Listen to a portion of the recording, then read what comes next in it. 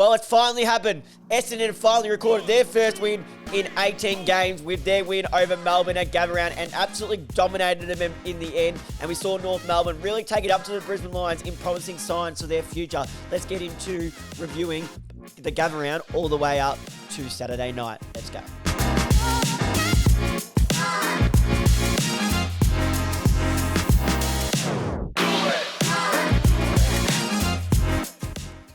Hello, everybody, and welcome back to the Up the Guts podcast. Joining you as always is your host, Trent Yolchin, as some of you might know me as Tricky. And yes, it is Gavaround. And if you see me right now, I am in my media team outfit because I'm recording this in a little bit of a hurry and a bit of a squeeze of time, but I got to get you guys in for this episode to keep us up to date with it. About to head out to the second match of the round for this week for the Outer East between Wandin and Mount Evelyn. So I'm not sure exactly what time period this will be coming out. It'll be coming out sometime today, which is Sunday as I'm recording, but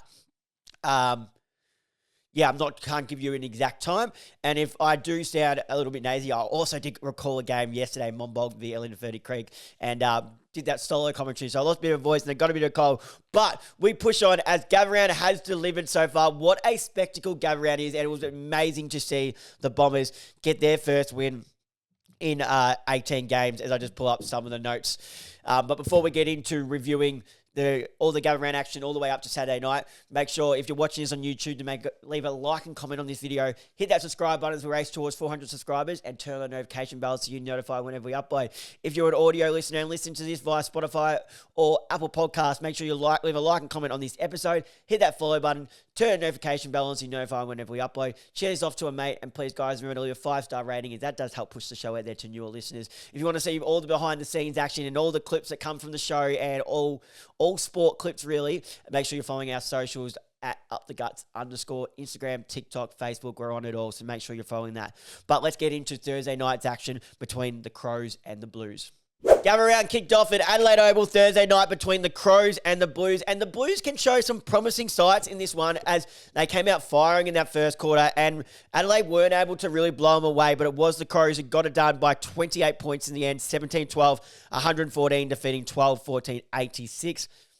Can we just talk about Josh O'Shelley for a minute? What an unbelievable stretch of couple of weeks he's having after spending that centre forward role now as a midfielder. He might be that answer. I know it's only a couple of games, but he's looking the bit. 4 goals in that first half and also picked up 26 disposals, 6 clearances, laid 5 tackles and 567 metres gain. We heard the hype. We hadn't seen it yet, but now he is delivering with spending some time in there. I'd love to see him in Rankin around that same time there, but that does also allow Dawson to rest forward where we know with his height can expose defenders because he doesn't often get the key defender. He gets the medium-sized defender and he can expose them with his overhead marking capability. So Rochelle is working wonders in that centre forward role, playing a bit of midfield and pushing forward. Keys kicked 3 as well. Loved Keezer. Rankin kicked 2. Neil Bullen kicked 2 as well. Neil Bullen cost me some money, may I add. Gamble responsibly, but I actually had Neil Bullen for first goal in this game. He was streaming from outside 50, and I was screaming, kick it, go all the way, go all the way. Then Rankin's in the goal square, passed it over to him, got the goal. But we move on from that. As for the Blues, I'm actually not minding this Mitch McGovern move forward because they're not having much options. He kicked another 2, and Ainsworth kicked 2 as well.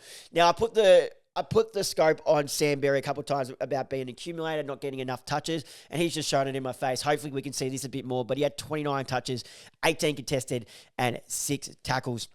Dawson, as we mentioned, had 26, kicked a goal, 6 clearances. Rochelle, we mentioned, and Wayne Malira started this season off really well. 25 disposals at 84% efficiency, 8 intercepts, 7 rebound 50s, and 645 metres gained. Cripps started off on fire. I think 12 disposals in that first quarter. He ended up with 29, 16 contested, 9 tackles, 7 clearances, and 10 score involvements. Walsh also had 29, 8 tackles, and 11 score involvements, while Florent had 25, a goal, 8 intercepts, and 518 metres gained. And as I mentioned, it was a fast start. As I just pulled up the AFL app now, I want to get the exact goals that were kicked because it was a 40-odd to 20-odd at quarter time as I just clicked on the wrong game there. But I want to see, in the first quarter as we go over here. So as we mentioned, Rochelle kicked 3 in the first quarter. There was 3, 5, 7, 8. 3, 5, 7, 8, 9, 10, 11, 12, 13 goals kicked in the first quarter. 3 to Rochelle, 2 to McGovern, 2 to Ainsworth, Walker, Chera, Neil Bullen, Hollands, Rankin, Florent. Obviously, Carlton taking the early lead, I believe, there. 4, 5, 6, 7 goals. Yes, 7 goals to 6. So, yeah, taking the early lead there. And some people start off on fire. We mentioned Paddy Cripps at 12 touches. But Walsh also had 15 disposals, 11 scorers just in that first quarter, but then did go quiet a bit after that. As we mentioned, Sam Berry played really well. He started off on fire with 11 disposals as well. But after that quarter-time break, the Crows came out and they meant business as Rochelle put through his 4th goal. The Crows went on to kick 4 goals in 7 minutes and just generally didn't look back from there. Just took control of the game while Carlton were able to stay in touching distance of the lead. The Crows were just too good for them in the end of the day. The only downside for the Crows is Mitch Hinge, reliable halfback, and play a bit of wing as well, suffered a hamstring injury in his first game back from his back issue in the preseason. So it looks like a sit on the sidelines again for Mitch Hinge. So we'll wait to see when that is confirmed. But that's all the Thursday night action. Now let's get into, I don't want to talk about it too much because it was a disgusting Friday night game between my Pies and the Dockers. And the Pies led all the way until the last quarter, 5-9-39, defeated by 7-3-45. Let's just have a drink because as I said from my commentary yesterday, I'm running low on a voice and I've still got a cold today. Only the 5 goals. Nick Dacos was definitely not at 100%. We'll say that. There was only 12 goals kicked in this match, which is disgusting. He definitely was not at 100%. Couldn't get into second gear and sprint away from stoppages, which he's known for. Still did have 31, 5 clearances, 7 inside 50, 638 metres gained. Just shows the class that he has, even when he's not. He's probably only at, I'd argue 70% to be able to do that.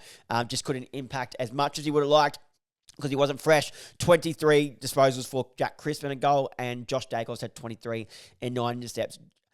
Jordan Clark and Luke Ryan controlled the back half with Clark 27, 8 rebounds and 7 rebound 50s, while Ryan 25 at 96% efficiency, 23 of them kicks, 10 marks and 10 rebound 50s, while Sarong controlled the middle with 24 and 8 clearances. But it was all about Josh Tracy. Didn't impact the scoreboard as much as he would have liked.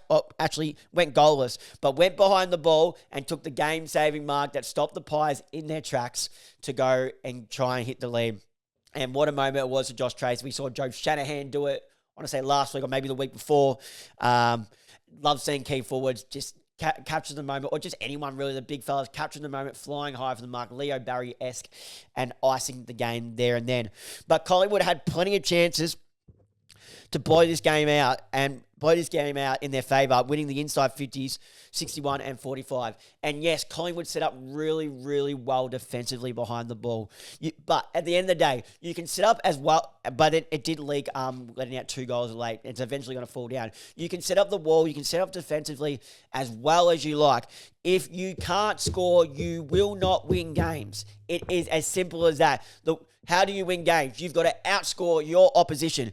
Set up defensively as much as you like, but the forward half just can't score, and I was disgusted as a Collingwood supporter watching that. Absolutely disgusted. Dockers fans, all they had to do was stay in a little bit of touch and knew that wall would eventually break down, and it did. Collingwood need to fix this very quickly because, as I said, you can be as good defensively as you like, but if you can't score, you will get blown away, and you could see upsets where a team like a Richmond could grab them, a team like a West Coast could grab them. Essendon on Anzac Day would not write that off either. So Collingwood need to fix this really quickly because it is a big problem, and I don't know the answer as much at the end because Jamie Elliott's out of touch. Jack Buller, the new recruit, only played 2 games and was left out. Dan McStay, Tim Membry try hard, but they're just way too inconsistent. There's no Mason Cox down there anymore. So I'm scratching my head, especially as a Pie supporter here. Only downfall for the Dockers was Sean Darcy went down with concussion. But was it a negative? Because Luke Jackson didn't mind because he had 38 hits, 17 disposals, 9 tackles, and 5 clearances. I'd argue that Luke Jackson, behind Max Gore, and you could argue he's the second best ruck in the competition. The top 3 at the moment, no particular order. Well, Gordon's the one, and it's Grundy and Jackson at the moment. And Jackson's having an unreal, the way he can go in and play as a midfielder role when Sean Darcy does go in there. Had to play that full-time ruck, but that did not affect him at all. But all in all, disgusting game. Let's move on before I start. Ugh!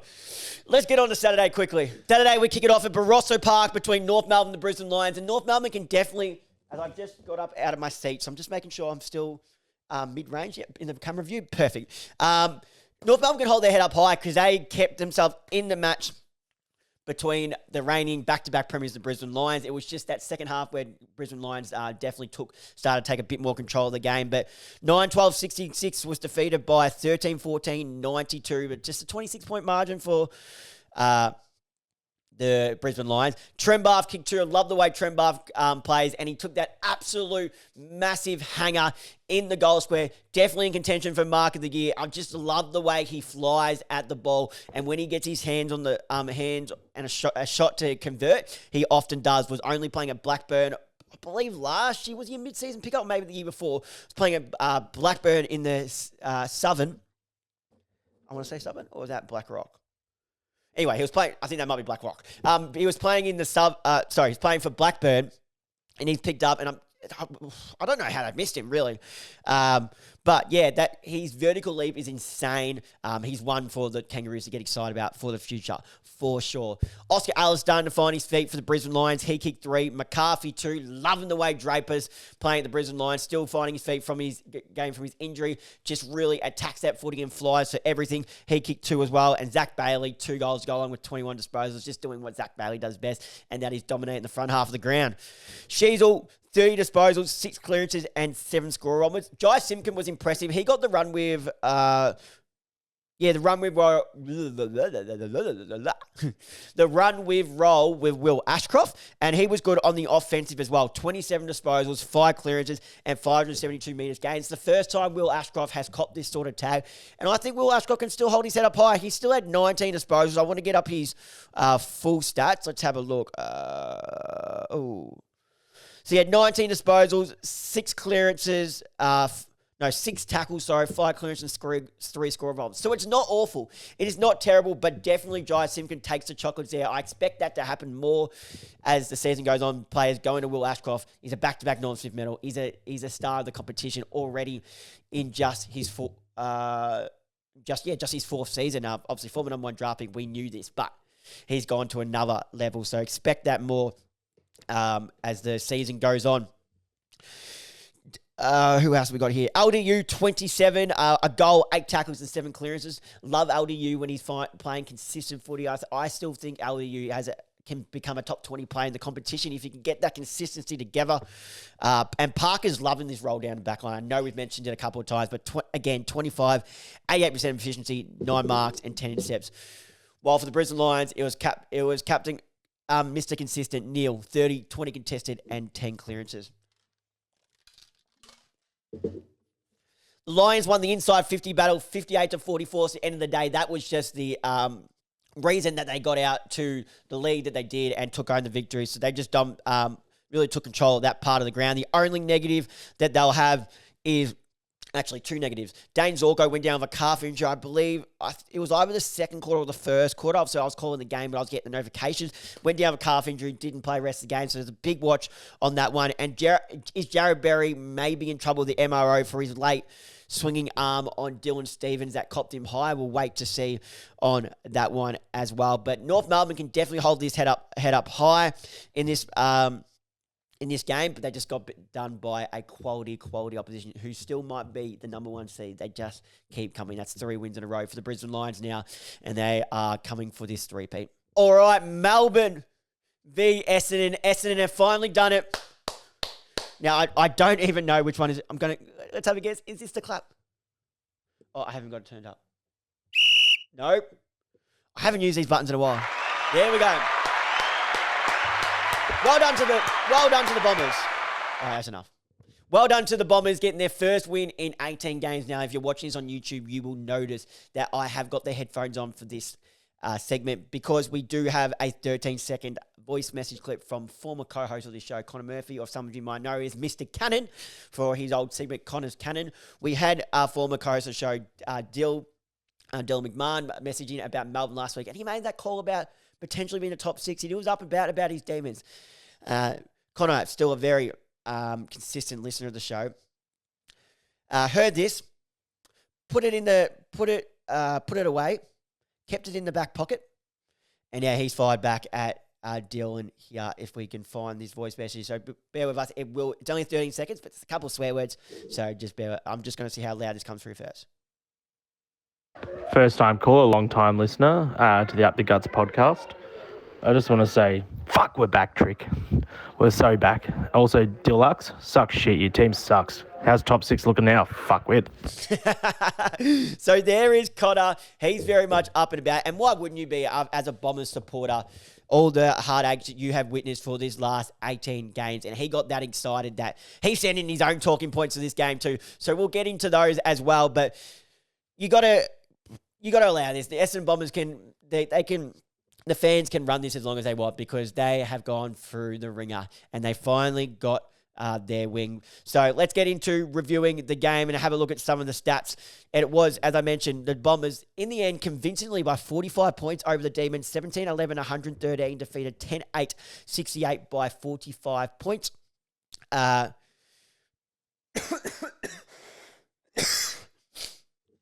Caddy, May, Edwards, Kako, and Dersma all kicked 2 each for the Bombers. Cozzy Pickett, the only multiple goal kicker for the Demons. I'm just going to chuck my headphones off now because it sounds more natural when I do it like this. Oh, excuse me. As for disposals, Archie Roberts is putting together a really, really good resume at the start of his career. 42 disposals, 32 of them kicks, 15 marks, 11 intercepts, 9 rebound 50s and 658 metres gained. It was good to see Darcy Parish get his hands on the pill and play a really, really good role. 34 disposals, 82% efficiency, 7 clearances, 8 inside 50s, 3 goal assists and 13 score involvements. But the most impressive thing about Darcy Parish is a lot of this came in the second half and he was the reason that got the Bombers rolling to push out this lead and blow out the Demons in the end. In just the second half alone, Darcy Parish had 25 disposals, 9 score involvements, 5 clearances, 3 goal assists, 6 inside 50s at 86% efficiency. That is all just in the second half. So he only had 9 disposals up till halftime. 9. And he's come out and had 25 in the second half. Hats off to Darcy Parish for that performance there. Zach Merritt just continued 31, a goal, 5 clearances, and 9 score bombs. It was really, really hats off to Brad Scott. It's about time Elijah Stardust comes into this side after dominating VFL for so long. Excuse me. Probably didn't spend as much centre bounce so he would have liked, but still picked up 29 and kicked a goal. Keep him in the side. Just keep him in. You've got a young team around there. He dominates VFL level. Just keep him in. He is up to AFL standard. He's the player you need in that midfield, I believe. Langford had 27 too. Ridley, we say it, and Connor agrees. So I've said it before, but Connor agrees. Jordan Ridley, well, he's gone even extent forward. He says Zach Merritt isn't Essendon's best player. Jordan Ridley is their best player. And I think why that is and why he says this is because of how valuable and how much of an impact Jordan Ridley has on this side, especially the back six. When Jordan Ridley doesn't play, I've mentioned a couple of weeks ago, there is no one controlling the back half if Jordan Ridley isn't there. So with Jordan Ridley down there, he controls it, and it makes them, as Connor says, a 10 times better. They make him a 10 times better side when he's playing. And yesterday, no different. 26 disposals at 96% efficiency, 11 marks, and 7 intercepts. So great effort by Jordan Ridley there. Jack Steele continues his good form for Melbourne. 8 disposals, 6 clearances, and 5 tackles. Geez, my voice is hanging on by a thin rope here. Gonna love commentary today. Hopefully it hangs on for there and not too much screaming, but Monday, Connor, I know you'll be listening to this. Monday, I might not be able to talk at work.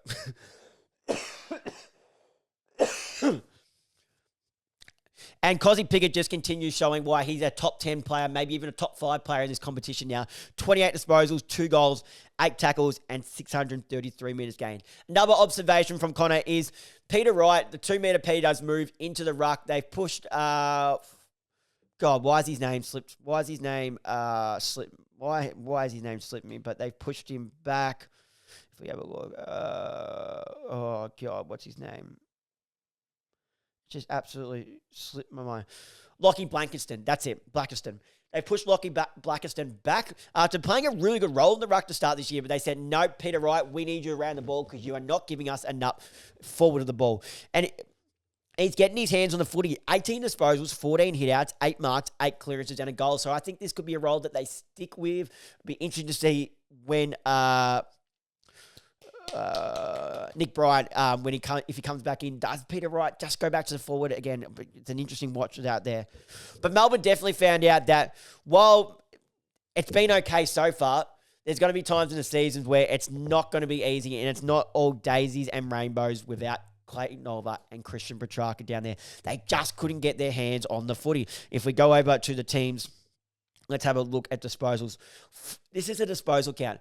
441 to the Bombers to just 332 to the Demons.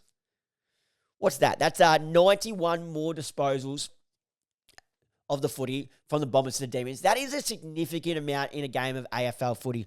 So while they've been able to cover it so far, it's not going to be easy, and I think they knew this, but now it's been shown to it after people say, oh, maybe they're a better side without him. Now it's just showing it's not going to be easy without him even more. The young brigade of the Essendon look good though. Kako, 2 goals, 19 disposals. Zach Reid, if we have a look here, Zach Reid, 18 disposals, 11 marks, and 11 marks. I thought there was going to be something else there. Archie Roberts we mentioned, and Nate Caddy as well. If we go back towards here, Nate Caddy, 12 disposals and 2 goals, 3. Like to see that a little bit more accurate. Maybe a 3 goals, 2 or 4 goals, 1. 5 goals showed me lovely, but it's a bit to ask for. But Nate Caddy's definitely showing some signs for the Bombers as the season goes on as well. That's all for the Bombers. Again, well done, the Bombers. It's been a long, hard, heartbreaking, terrible, depressing time for these last 18 games without a win, but you finally got it, so hats off to you. Now let's move over to Sydney and Gold Coast.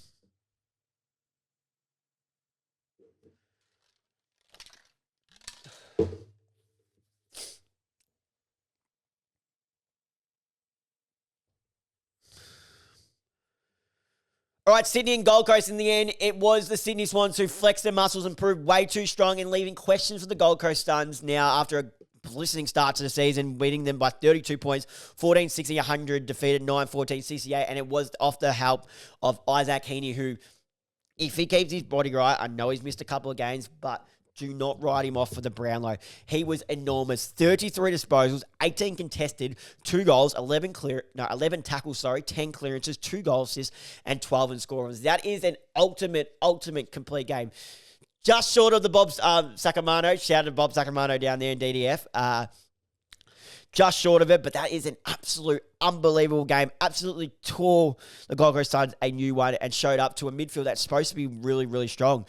Goal kickers for the Swans. Papley kicked 3. Chad Warner, Heeney, and Roses all kicked 2 each. And Malcolm Roses, that goal was absolutely ridiculous. Get out of here, Malcolm.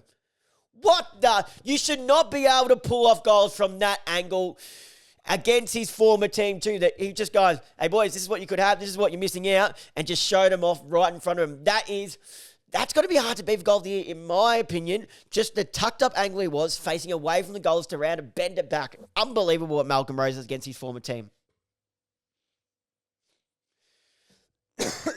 Struggling here, boys.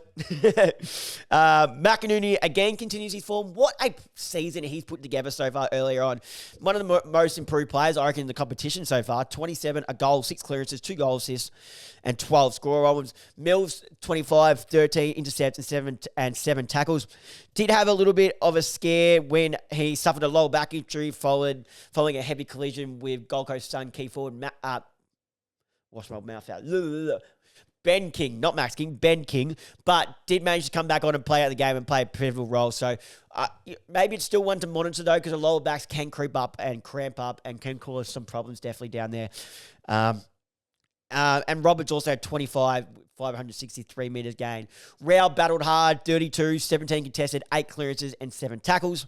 Brody Ewan had 26 at 81% efficiency, 6 intercepts and 7 rebound 50s, while Miller had 26 to go along with 6 clearances. But another player who really flexed their muscles, and I said he's a top 3 ruck in the competition, and it can go any way. I think Max Gordon is undoubtedly the number 1. but this guy might as well be the number 2, and that is Brodie Grundy. 36 hit-outs he had, 36 hit-outs, 20 disposals, laid the mammoth 12 tackles. That's right, 12 tackles as a ruckman. You love your big boys getting down and dirty and laying the bone-crunching tackles. 10 score of Roman Scholar with 7 clearances. He had a really good, was it the first half or the second half of the season last year in his first as the Swans? But geez, he's putting together some really good footy here. Really good to see Brodie Grundy up and about for the Swans, getting his midfielders, the damaging midfielders that they have, first use to the footy. The Gold Coast Suns with Daniel Rioli also limped off with a ankle issue in the first quarter, but did recover to come on take part in the second. But again, will probably be one to monitor there. But the Swans showing why they are one of the flag favourites, to proving too strong for the Gold Coast Suns.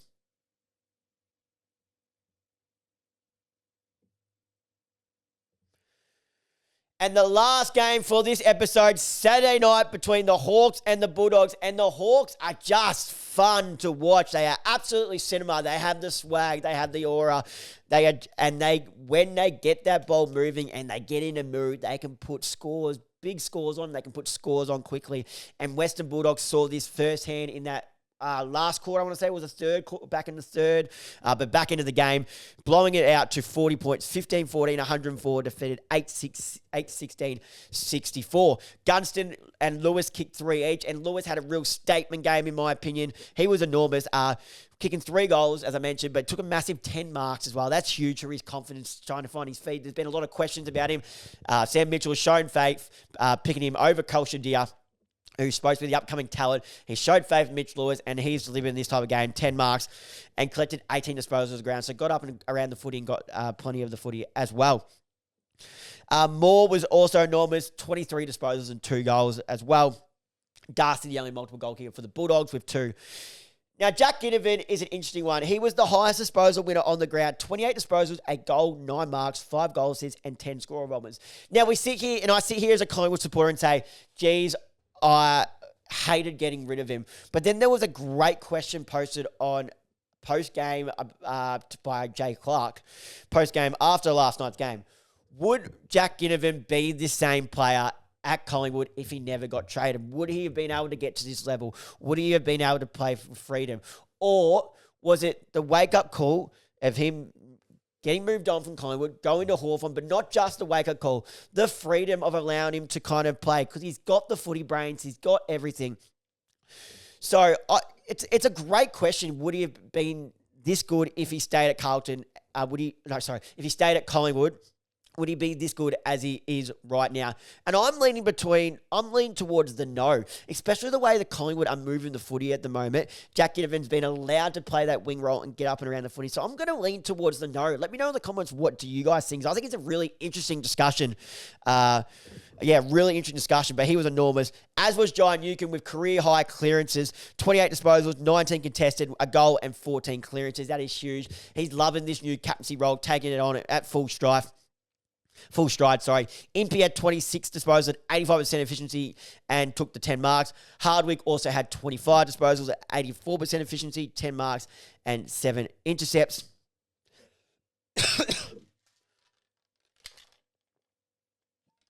Excuse me. As for the Bulldogs, Bontempelli, 26, 7 inside 50s and 723 metres game. All right, we're back. Where was we up to? And Riley Sanders, 25 disposals, 88% efficiency, 7 clearances and 7 tackles.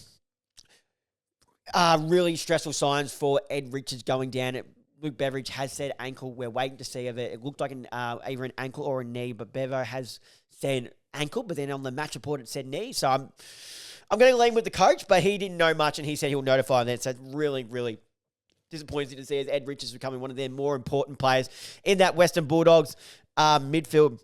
James Sicily and Josh Battle were exceptional down back and just held it all together, taking 13 marks each. We mentioned Jack Ginnivan And we wait to see on the Richards medal. We mentioned Mitch Lewis, but Tim English, no Tim English, and I flagged this in the preview, what it was going to be like without Tim English, how much of an impact this would have on the Dogs side, and in particular the Dogs midfield.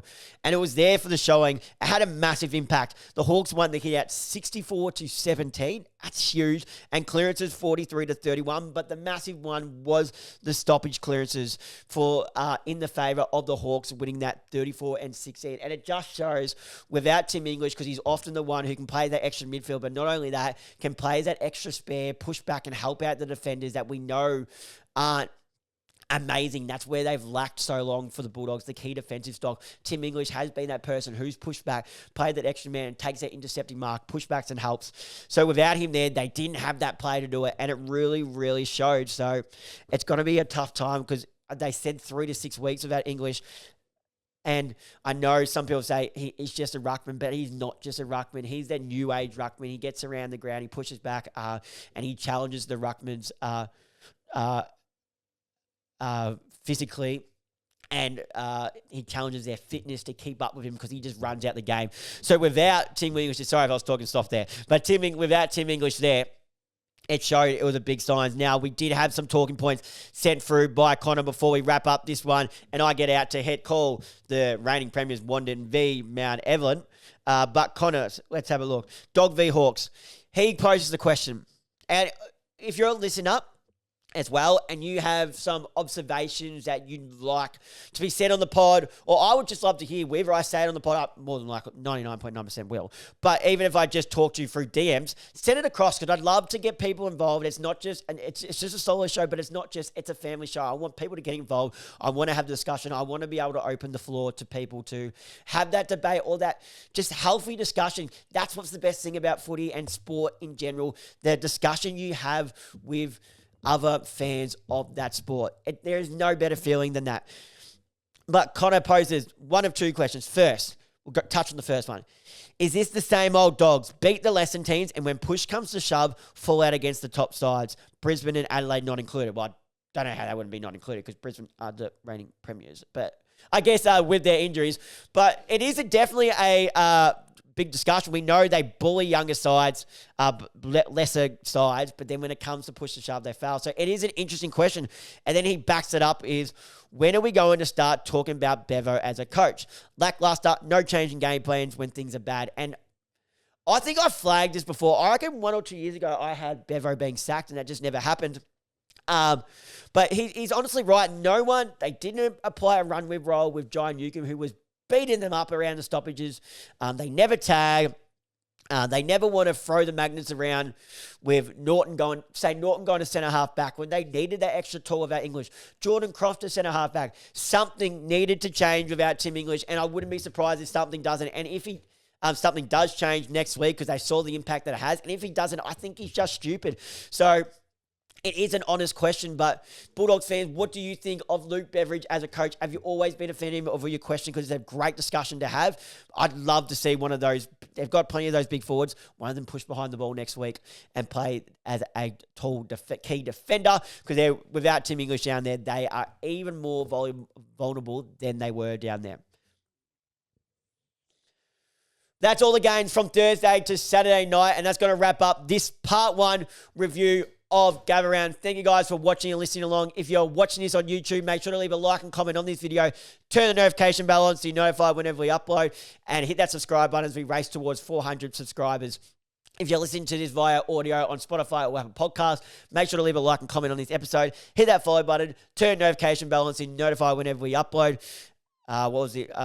Did I say hit that follow button? Hit that follow button, share this off to a mate, and leave a 5-star rating, as that does help push the show out there to newer listeners. And for all behind the scenes and clips from the show, and just all around sports news and discussions, make sure you head over to our socials at @uptheguts_ Instagram, TikTok. And if you are an older person, boomer. I didn't say boomer. I didn't say it. That's what you were thinking. I know. I'm just saying what I know what people are thinking. But we are also on Facebook at Up The Guts too, so head over there and chuck us a follow there. But thank you guys for listening and watching along, and until next time, I'll see you guys then.